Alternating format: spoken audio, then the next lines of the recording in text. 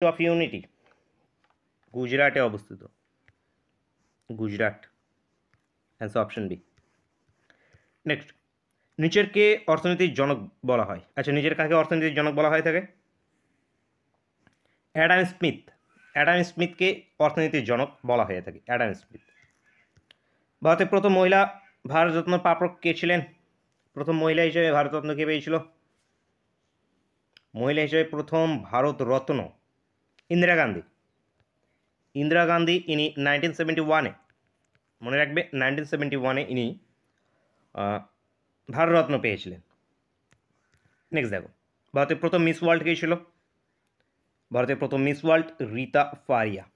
রীতা ফারিয়া ভারতের প্রথম miss world ছিল। মিস ইউনিভার্স কে ছিল? সুস্মিতা সেন মিস ইউনিভার্স ছিলেন।